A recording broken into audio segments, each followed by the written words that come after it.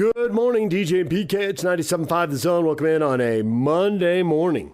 Well, Real Salt Lake played a team from Mexico that, quite frankly, has been struggling and got smoked up in Portland.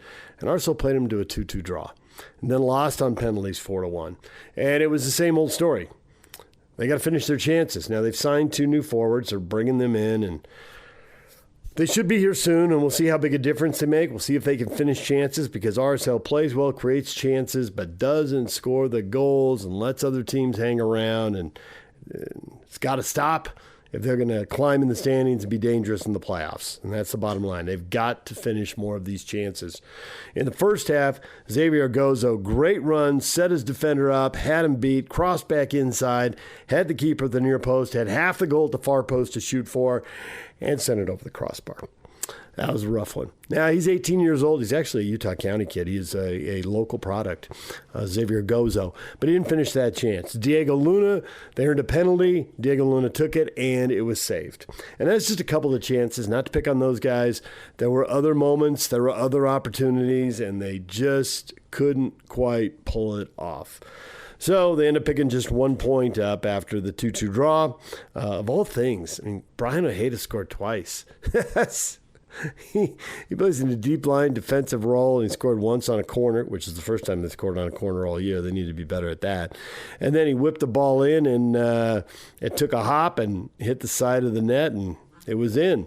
I don't think he was trying to score from there, but it worked out. All right, what did Pablo Mastroeni think about this game? Here's RSL's head coach with the media.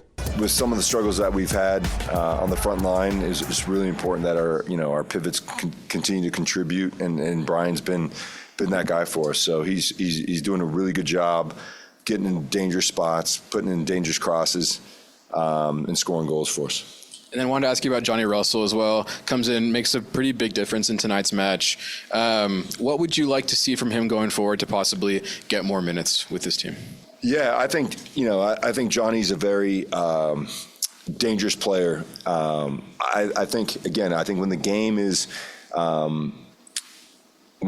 raw in the early exchanges, he burns a lot of energy defending for the group, and what we can't afford is a guy that can't do that over the course of the 60 minutes. And so for me, he's been a great soldier, a great teammate, but more of a game state type player that can come in and have the energy to impact the game from just an attacking perspective and not have to rely on him having to defend. And so I think it's very situational with Johnny. Tonight he was fantastic. He was awesome. And that was, those were the conversations that I had with him when we brought him in. The expectation wasn't for him to be fitter than he's ever been. It wasn't to defend better than he's ever defended. It was just to come in and contribute to the locker room, one, which he's top, one of the best I've been around, and two, to make a difference when he goes into games. And so he's done that to a T. So, he's been great. Next, we'll go to DJ. Pablo, was the story of this game once again inability to finish chances, including a penalty in regulation time? Yeah, I think, again, I say this all the time, and it's so silly, but it's a game of moments. And, if we were able to finish one of our chances and or the penalty kick, the field tilts. The fans get into it. We believe more than they do. They believe less than we do. Recording in progress. And now the game goes in your favor. And so, again, I think it was kind of a game of two halves. I thought in the first half we were really open. I felt like we weren't controlling second balls in the middle midfield. In the second half, I think we did a great job. Of being able to mount pressure. And it felt like it was coming, right? And we worked our way into a PK, and it just wasn't. When that doesn't go in, then the game gets edgy, So for as much as it's about tactics, there's a huge and a greater psychological component to scoring goals in opportune times. And tonight we just didn't find the back of the net. There was so much emotion expended during the first game against Club America. Was there a letdown from that? And then also the triple substitution seemed to have an impact. Were there some really heavy legs that once you rotated, that changed the emotion? Yeah, that's the way I saw it too, DJ. You're seeing the same things. I think the physical expenditure was some of our greatest this year against America, and obviously it doesn't take a rocket scientist to figure out that you're going to be up for this game and amped. But there's a physical fallout, but there's also an emotional fallout, the way the game unfolded. And it did look like there was tired legs out there. And I thought the three guys that came in really came in with some energy, with some quality, and really helped to continue to build the momentum that put us in a position to go ahead. Were you surprised how the penalties went, given how they'd gone against Club America, that at least wasn't more competitive? It's different. It's so different. It's such a moment.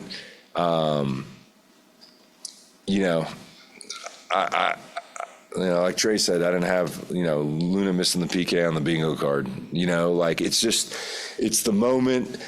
It's the goalkeeper. It's the psychology. You can do PKs with the same team, and it'll be pretty even throughout 10 PK sessions.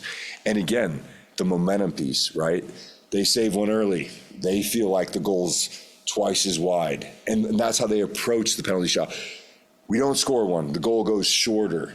The approach is longer. And then now you're thinking about it. So for me, penalty kicks are always psychological. They have very little to do with technique. It's my mindset against the goalkeeper's mindset. And as far as the collective, if we bury one and we save one, now we have the advantage. So, and everyone else feels it as well. It's not just the player that doesn't score his, it's the rest of the guys waiting to go. So, speaking of the psychological, did you think maybe that after the other night, since it was so emotional, that you come out tonight and you did grab the lead early, that maybe there was a psychological letdown that, hey, we're going to win this? I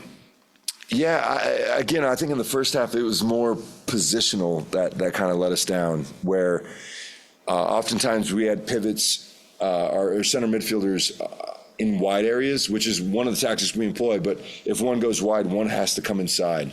And I felt like when we attacked and we gave the ball away, we weren't in positions to repress. And so then the game got really open. It was really transitional. Where against America, I thought we were really compact and we were really moving as a group. But there's a lot of different, thoughts behind it. I think emotional, but also the physical component of having played a game, one of our biggest games of the season, a couple days earlier, and then a lot of the guys look like they're a bit leggy, and just trying to rotate the group in a way that puts us in the best position to win the game, but also find areas where we can give the guys a bit of a rest. So prior to the PK tonight, we obviously looked like we saw Alex was about to take it, and then switched over to Diego. Can you talk us through the reasoning for that? Diego's our PK taker. I think what Alex was doing was making sure that those guys weren't scuffing up the penalty kick spot. So he was being a fantastic teammate for Diego. And then lastly, obviously, one more Leagues Cup match for you guys. How do you guys stay motivated going into that last match against Querétaro? Yeah, I think we're going to have some rotation in the lineup in lieu of our league game. But again, the expectations for us don't change. We want to put our best foot forward. We want to make sure that, again, like I said earlier, and I talked to the guys, in the first half, especially playing at altitude, I think we can do a better job of not hurrying our attacks. Making defenses run and run and run. And instead of kicking the ball 40 yards down the field, walk up the field. Just you will walk. If we make 2 extra passes, 3 extra passes, we'll walk into their final third. We can set up camp, and now we can repress and create 3 or 4 attacking opportunities from one chance. Where tonight, there was a lot of long balls, and so... And they're really like, it's like an American football where you're going for the long one every time, right? And what happens is in soccer, unfortunately, you have to transition to defend. And now you're going long, you're not getting it, and then you're coming down your throat and you're defending your goal, and the game feels really chaotic. So the takeaway from this game from a tactical perspective is that we want to be more in control in the first half. Even if we don't score, it's not a problem. In the 60th minute here, people are going to feel the altitude. That's when you rip them apart. That's when you own them. So I would say, I don't even know what your question was, but that's how I feel. There's Pablo Mastroeni after the game with Atletico San Luis. They'll play again Wednesday night, another team from Mexico, Querétaro. And then we'll see. There were a lot of MLS teams that lost yesterday, so there's actually a chance they could still advance to the quarterfinals. It's unlikely. They'd have to win. They'd have to get some help, but it could happen. All right, we're going to take a break. When we come back, college football. The Utes and the Cougars. We're going up on the hill to hear from the Utes next, and then down to Provo. Stay with us. DJ and PK. It's 97.5 The Zone. Good morning, DJ and PK, proudly presented by our title sponsor, Black Desert Resort, Utah's premier golf resort. Let's go up on the hill and hear from Utes tight end coach Freddie Whittingham. They had multiple guys transfer out. There seems to be a belief, at least among the guys who left, that they're not going to throw the ball to the tight ends much. They may not even have that many tight ends on the field for that many snaps. How will it work out? Time will tell. Here's Freddie Whittingham with the media. How do you feel about your tight end room going into the fall? Well, I think if you look at it on the surface, there's not a lot of returning production from last year. And so I am cautiously optimistic that we have guys that have the traits that we're looking for in a tight end, the skills, as blockers, as route runners and pass catchers. And so I am cautiously optimistic that they will make a name for themselves this season. How does the tight end responsibility change and your responsibility change with this offense? The main difference is that we probably don't use the tight ends as much in a traditional tight end role like we did, in our previous offense. I think the days of lining up with 3 tight ends, 2 attached on each side, 1 in the wing, is not going to be as frequent as we had last year. But I don't think that the days of having 2 and 3 tight ends on the field in different alignments is over. Kyle said that Lander's obviously going to be getting looks at tight end. How enticing is that for you? Well, if I'm going to be completely honest, I've always coveted Lander as a tight end since he was in high school. I know his brother Cody had a big influence on him.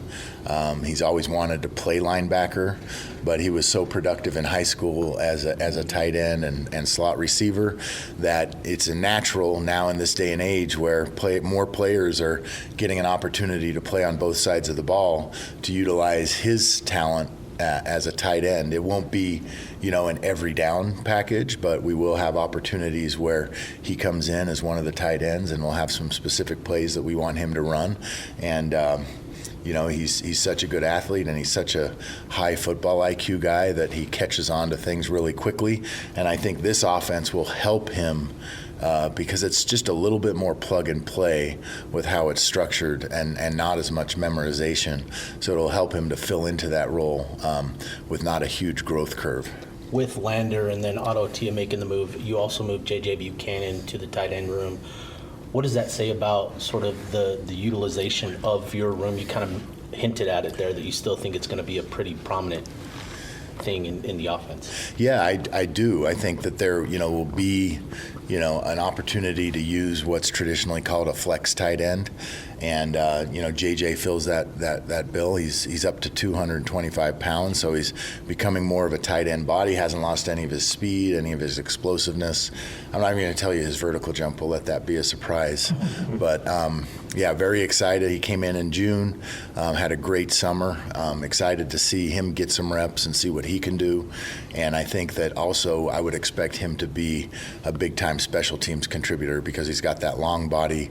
He's an athlete. And so there's a number of different positions we could put him on the special teams units. Hunter Andrews had a great spring. What do you see from him that can allow him to kind of take that into this fall?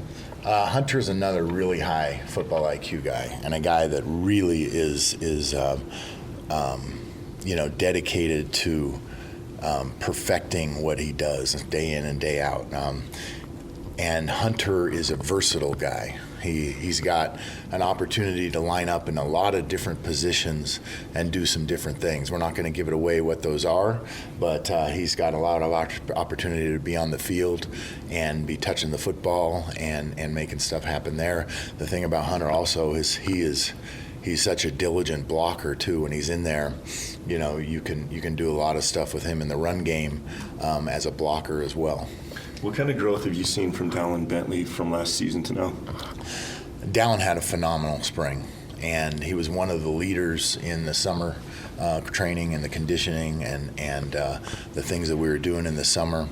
And what just needs to translate is the way he was playing in the spring needs to show up on the field. I think he'll have more opportunities for production this season. He didn't have very many catches last year, obviously, in the throw game, but he also didn't have very many targets. Brant Keithy was the first read in so many of the throws that were going to the tight ends, that now he'll have an opportunity, I believe, to show what type of production he can have in the throw game.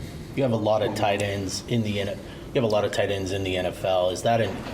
Has that become an easier sell when you bring somebody in from a different position group to utilize them and even in recruiting as well? I think so, yeah. I think that the success that they've been able to have, and we have made some changes, to some guys' position that ended up at tight end and getting a lot of reps and things like that. And then also in recruiting, high school and junior college prospects, when they see that's their dream, that's their goal for all of them. They all have a dream of playing in the NFL.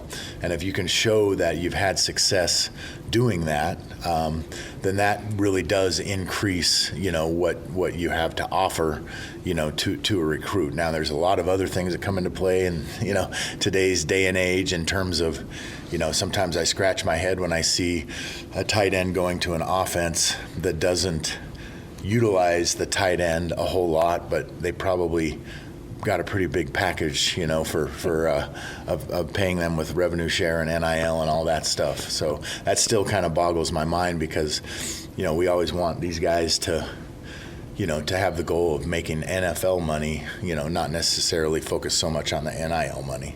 There's Freddie Whittingham with the media. Now, here is defensive coordinator Morgan Scalley. I asked you at the end of spring what might still be top of mind come fall, and you mentioned depth at corner and defensive tackle.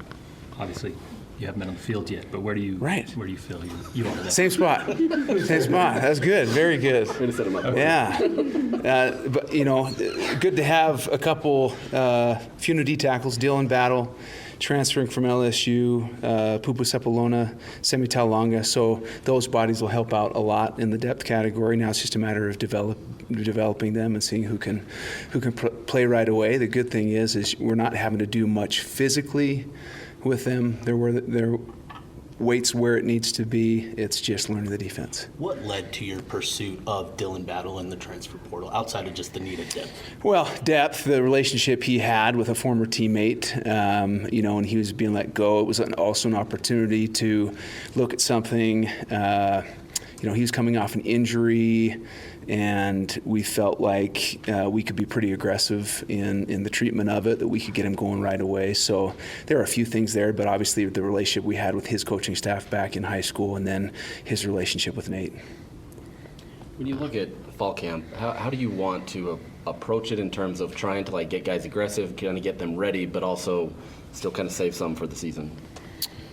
Yeah, it's a physical sport. You got to be able to practice tackling. I think a few years ago when we played Florida, first time we played Florida at their place, we tried to dial it down physically, and we missed a ton of tackles in that game, and it exposed us a little bit. So yes, we want to get to the first game healthy, and we're spacing out the practices and the periods in a way that we feel like we're being smart with their health. But at the same time, as a physical sport, you got to practice physicality, you got to be able to tackle and do the things that football players do. Your defensive end room looks noticeably different, obviously in terms of the faces, but also just leaner builds, more athleticism. Has that been a point of emphasis this offseason, increasing the athleticism? Not necessarily. I would say getting stronger, definitely. You're always looking for speed off the edge. This is, again, a point I've talked about before. I'm much more focused on a productive, efficient pass rush than sacks. If I'm hitting a quarterback, if I'm being disruptive, then you're forcing him to get rid of the ball quicker than he wants to. So I felt like we did a pretty good job of that last year. Obviously, the sack count wasn't what it was in previous seasons, but I felt like we were effective at getting to the quarterback. I like the depth that we have there. I think that we've gotten better. Coach Powell's done a great job of developing that group, and it's going to be a competitive fall camp for those guys. You guys added a pair of corners also in the portal, JC Hart and Jalen Mosin. What do they bring to this corner room? We'll find out. JC obviously has a ton of speed. He was a track guy out of high school, had shown that at Auburn, the speed and the fluidity that we were looking for. He's got to continue to make sure that he's doing everything he can to be healthy, with shoulder and everything. But and then Mosen obviously provides some quickness, some athleticism. So those are two guys that need the development as well. But we would not have gone that route if we didn't feel like we could use them right away. You've seen a lot of offensive looks in your tenure, but what does it mean to have a guy like Devin Dampier who can kind of make things just different to kind of help your defense? Athletic quarterbacks just cause issues, particularly when you're going to use them in a dedicated quarterback run game. It's one thing for him to just pull it on his own, escape the pocket, things break down, and he's able to make plays just with his legs on his own. But when there's a dedicated run package, or that you as a defensive coordinator really have to focus on, okay, how are we going to add a guy in the box? How are we going to take care of the quarterback in the run game? It really forces you to practice that. So he provides both. He can, if you're going to 4-man rush the kid, he does a great job of understanding when things break down, when to take off, but they also have a very good dedicated QB run game. At the beginning of spring, you talked about having an emphasis on more havoc plays this season. How do you feel that went in the spring, and then how is that work going to continue going on into the fall? I felt like havoc plays were a strong emphasis in spring. I felt like we did a really good job of it. The takeaways were really good. That's got to continue in fall camp. The studies have shown us that your takeaways come from. Your number one takeaway in the Big 12 last year was an interception in zone coverage. It's zone eyes. It's quarterbacks forcing things into windows. The second was interceptions in man coverage, which man coverage, usually that's more of an incompletion coverage. Your completion percentage goes down. And so the majority of interceptions you see there are, tipped passes, free safety coming over the top. And then, so the next thing that you're looking at is forced fumbles from the second guy in, not the first guy in, second guy in. So there are certain takeaways, certain aspects of takeaways that you can practice. Zone drops, catching a football, including footballs in your drill work.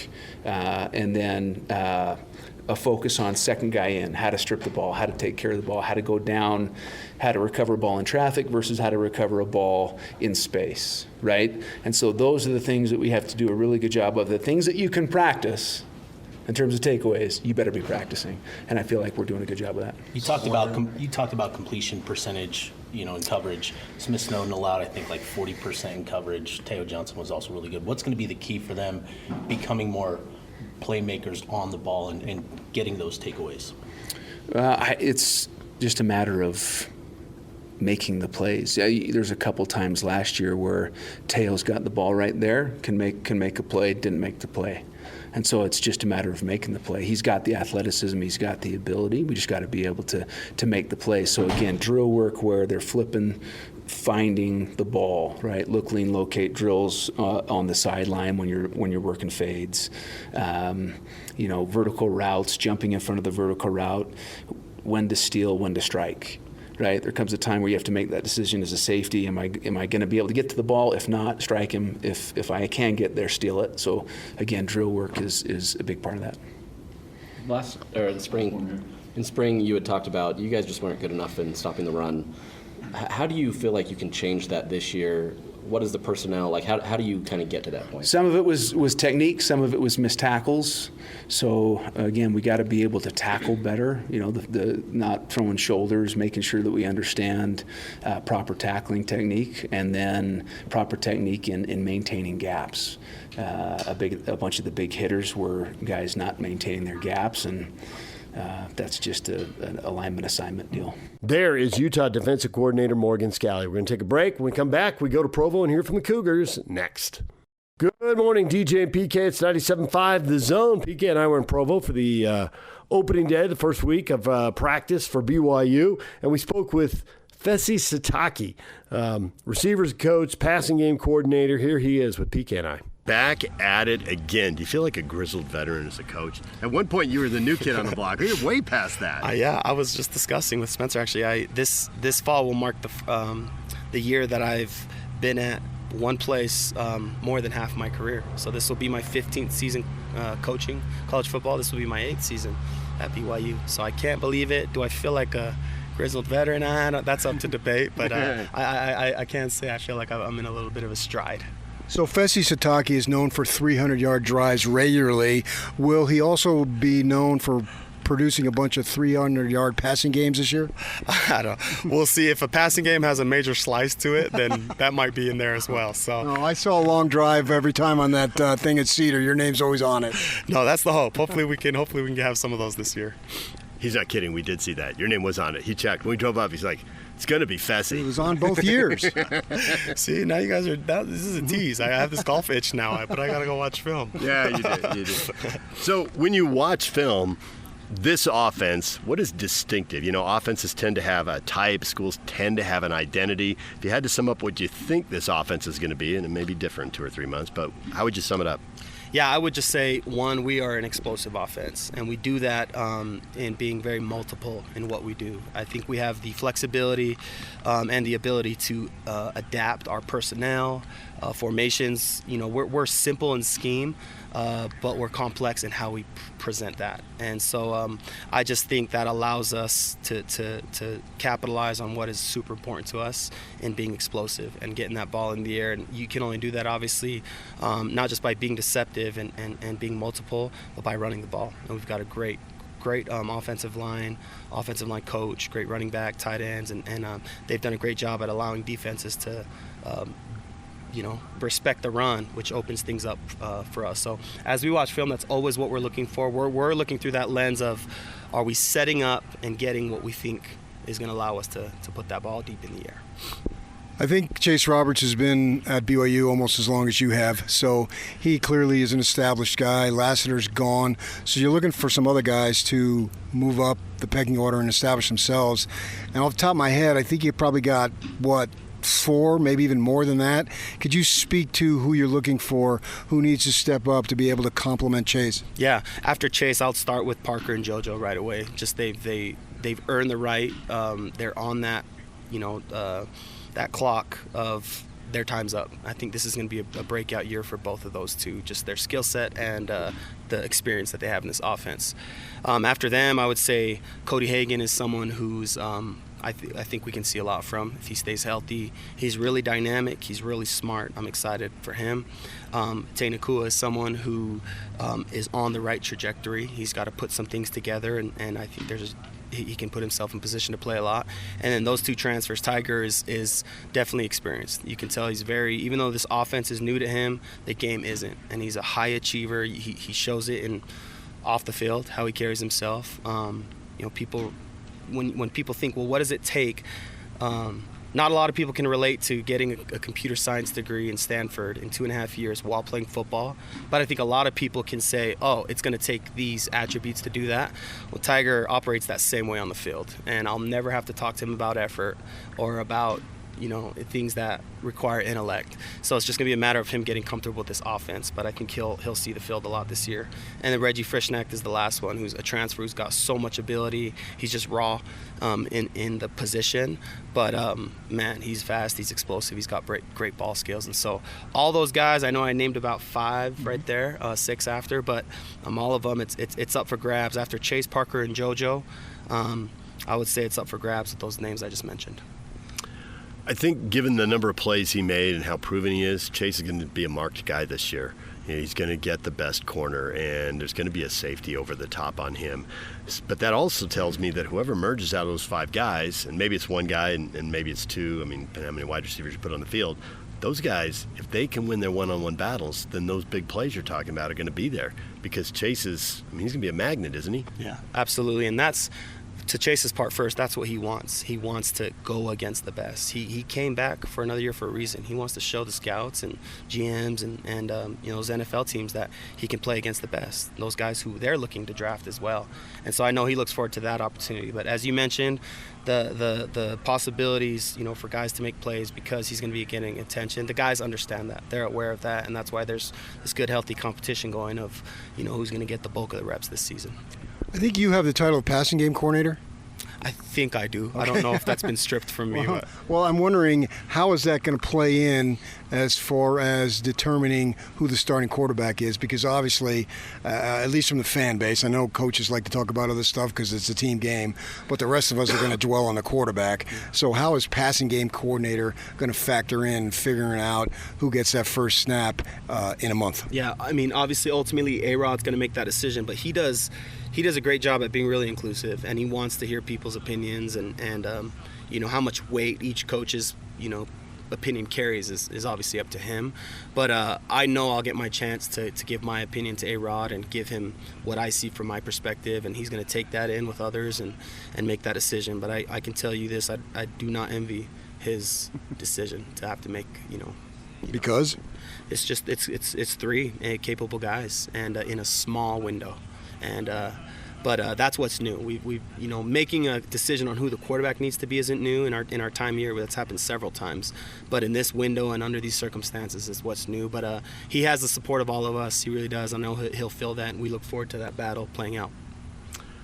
Sometimes it's just obvious one quarterback ends up being better, but sometimes you have to choose, do we want the guy with the high ceiling and play for a longer trajectory, which is the way quarterbacks transfer. People don't seem to be doing as much anymore. And sometimes if you have a really good defense, you think, hey, if we have a quarterback who can just execute and not turn the ball over, our defense is going to win games. And sometimes you do need the guys like, hey, he's going to make some mistakes, but he's going to make some big plays, and that's what we need. So the quarterback has to fit into the system also. When you try to make it fit, what kind of things are you looking for there? Yeah, no, it's a good point. Like when the quarterback makes it really easy and they're the clear-cut guy, that's awesome, right? But that doesn't happen a lot. And so I think what is more difficult is, okay, who gives us the best chance, who operates the way we want them to operate, and then from there, maybe because there's not a clear-cut winner, what does this quarterback bring that can still make our offense better? And maybe we use him in games or in packages or in systems that allows him to get his feet wet a little, and the competition is still open, and within the season there could be a change, or maybe he's the incumbent, right? And so there's some strategy on whoever we do decide to pick. How are we going to utilize the other quarterback, if it's a two-man race, or the other two if it's a three, and we'll see how that plays itself out. But I'm excited because each one of them brings something very unique and different. It's just going to be a matter as these practices go on who gives us that best chance and who operates how we want them to. So A-Rod played for Norm Chow, and Norm was known for, you got to take shots, you got to get vertical, and we've seen it in A-Rod's play calling. You got to get vertical. Just speak to these quarterbacks' ability to do that very thing, get vertical. Yeah, that's you're talking vertical on the throw. Yep. Yeah, they each of them, like I said, McKay to me is the most natural just feel of chucking it deep and putting it in the right spot. Him and Bear, I think, are probably tied in their arm strength. And then Trayson, I think, has a great feel in the timing of it, and so, but all three of them, like I said, they have the idea of how to get vertical. I think A-Rod does a great job, and Matt Mitchell in that room of our expectations of being explosive and where to put the ball, not overthrowing every time. It's everyone wants to hit a guy in stride, but there's a skill to make sure you hit a receiver deep to give him a chance to actually catch it. And so that's something after one practice we didn't see a lot of today. We don't have a lot of play action shots in today, but I think throughout the course of fall camp, we'll get a feel of when it's live bullets, who's really getting vertical the way we want them to. With quarterbacks, there's the pocket passer is just out of style. You've got to at least be able to extend plays and maybe run. And you don't want your guys hurt, so those plays get blown dead. So until you get to the games, how do you really assess that? Do you have an idea which one of these guys is best at extending plays and who might be able to go down the field and get a first down and extend a drive? Yeah, it's a great question, and that's the value of having a deep room is I we can get all that done. I'm very conscious of the reps and managing them and the guys' legs, and so if it's not Chase or Parker and Cody on one play, and we're trying to find out who our quarterback is, it's okay if it's Cody, Tiger, and someone else. Like that, those are still three really good receivers who aren't going to affect our judgment of the quarterback. He's still going to have good guys around him, and so we're going to put him.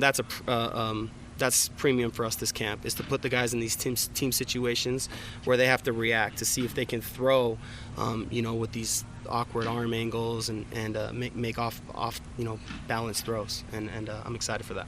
All right. Well, Fesi, we appreciate the time. Good luck. Sorry about the golf, but one day next spring sometime. Thank you for your tease. Appreciate you guys. There's Fesi Sitake. Now, here's wide receiver, transfer from Stanford, Tiger Bachmeier, who graduated in 2.5 years, leaves Stanford with a degree and comes to BYU. Here's Tiger with PK and I. Tiger, you are very intriguing. Why does someone leave Stanford? How does that happen?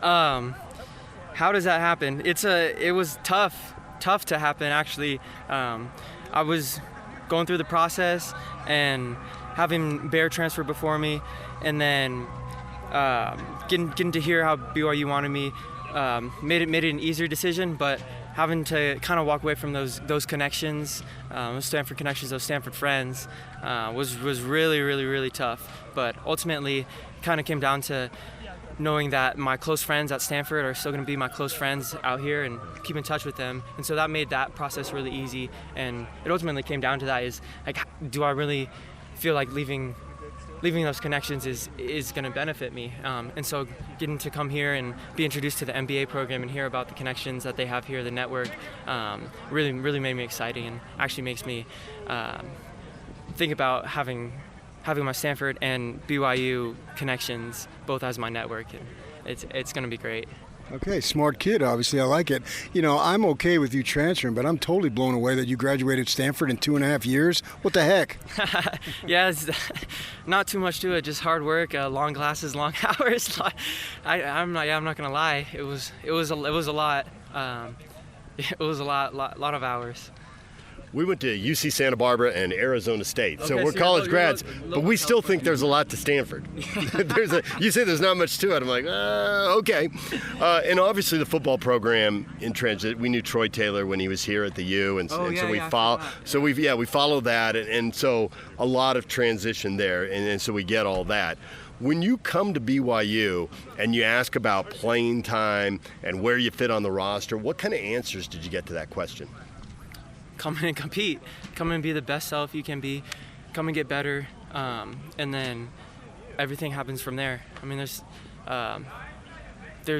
really only was told, like, hey, you're gonna get a chance, and whatever you do with that chance, go do with it what you will. And that's all I needed to hear, and I pulled the trigger because that's all I wanted to hear. I want to make sure I understand this. So you played for Stanford for 2 seasons, right? Correct. And then your brother was a freshman who got there in January. You guys go through spring ball. There's a coaching change and all that in Stanford, and an interim coach is brought in, and then so your brother decides to leave, and then BYU contacts him, and then they see you figure, okay, I'll do it too. Is that the way it played out? And that so he made the decision first, BYU. I just want to make sure I got everything squared away. And then to piggyback off that, was there a possibility of you choosing another school besides the school that he chose? You follow all that line where I'm going? Yeah. Ooh, that's a long one. That's a long question. Right. So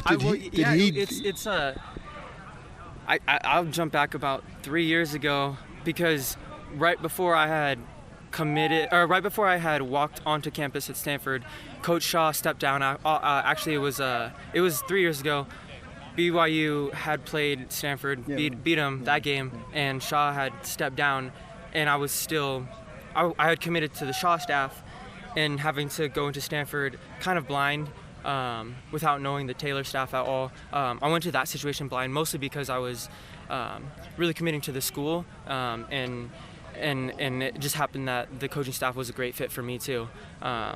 So after that that staff after Coach Taylor leaving, and Coach Wright being named the interim head coach, it put a little bit of uncertainty, and so that's when I began to think about it, and so it was there, and then when Bear had decided to pull the trigger, it obviously opened up more options. But when I did enter, there was a few schools that I was talking to. So there's a possibility you could have gone to another school that's different than your brother. Correct. Yeah. That was definitely a possibility. And like I said, I was getting ready to say goodbye to Bear. I'll see you game 2. I'll see you game 2 against him. But ultimately, it would have been hard to do that, even though the possibility was there. But I mean, it's not like we were a package deal, but it worked out that way. It worked out that way, and it. I mean, it's not a non-coincidence that it happened that way, but. So talking to some people here about you, you've got the size to be a wide receiver, but if you were drawing up the perfect wide receiver, you'd probably draw up somebody who was 2 or 3 inches taller and 20 or 30 pounds heavier. You draw Chase, right? Right. But they said what you have is a little bit of an edge and a little bit of attitude, which made me wonder if along the way, and maybe you were, maybe you grew late or whatever, along the way, have you ever been told you're not big enough, you're not fast enough, and has that put a chip on your shoulder? Because they definitely think you played the game with an edge, and that's a positive, clearly, and they love that it looks like you bring that to the field. Yeah, I think wherever you go, whoever you are, whatever you do, you're gonna hear some type of comments, and it's really up to you if you look at that and then see how you respond to that. And I think it does bring a chip on my shoulder. One of my favorite players is Isaiah Pacheco, and the way he runs like his hair's on fire. And, I actually like to look at him for inspiration. He jumps off the ball, and I think that is a part of my game, is being really aggressive and trying to make runs and passes look exactly the same. Did you get a chance to play with your brother in high school at all? Yeah, we got 2 years together, and that was magical. Can't really be described in words. You just have to be there in person to watch it. So, I mean, it's in the past now. You won't be able to live it again in high school years. So, do you guys have the sixth sense, the ESP, the anticipation? You see the game the same way, maybe because you've watched a lot of film together and talked a lot of football together? Do you just have that? When you talk magical, I just wonder if you just have a knack and a little extra for knowing what's about to happen when he's the quarterback and you're the receiver. Yeah, I'm gonna answer these with 2 stories. I have 2 memories of us playing basketball together, and must have been 7th or 8th grade, and he's dribbling down the court, and he's almost dribbling out of bounds, but he flips the ball over his shoulder, and I'm right behind him, and the ball lands in my chest, and then I put it up for a layup, and I think that speaks to that sixth sense. One other memory in high school, you can go look up this highlight, but it's against Bishop Amat. We have one other highlight that's similar, but he's running out to the left, and then we didn't really have this in the offense, but we just happened to put it in that week where I kind of sit back and he flips it over his shoulder, and then I catch it on the sideline and kind of run up the sideline like an option. And it was one of those backyard kind of plays, and speaking to that sixth sense again. But yeah, I definitely do think there's a little bit of chemistry there. So he got admitted to Stanford too, so he obviously must be smart, and you come from a football family. Yeah, but he didn't finish. He didn't finish. He didn't get a chance, but yeah. But he did get admitted, so you got to give That's good. Yeah, I'm giving him on that. I would have taken that. But you have to think about, it's actually an honor to say you dropped out of Stanford and started a company or whatever. But yeah, I dropped out of junior college, but that's another story. So you got your older brother Hank played quarterback. Remember him at Boise and all that stuff. Played here. How much do you think that your brother has been able to just learn about the position, throwing to you, talking to your brother, that's going to allow him to compete? Because obviously the starting job is open right now here at BYU. Shoot, my older brother. I love him. He literally just got engaged. Just got engaged. I think within like 2 weeks ago. He was out in Italy and proposed to Jenna, and that was really, she said yes. She said yes. Yeah. I think they were having a little argument before, like 5 minutes beforehand, and then he did it. But that was cool. But he texted me this morning. He said, "Love you. Good luck. Have fun at practice today, and probably call him later today." They all want to know what's going on. I have a little brother, my dad, and they just kind of want to know how practice is going. And so we'll probably talk about practice for 5 or 10 minutes, and then probably talk about other stuff. And I think that's a good thing because he has been through it. He's been through six fall camps. So you don't think that being a freshman will impede your brother from competing for the starting job now? Yeah, I don't really think age or anything matters. Coaches have said that they're just going to play the best guy and leave it up to them. And I think A-Rod's got it going.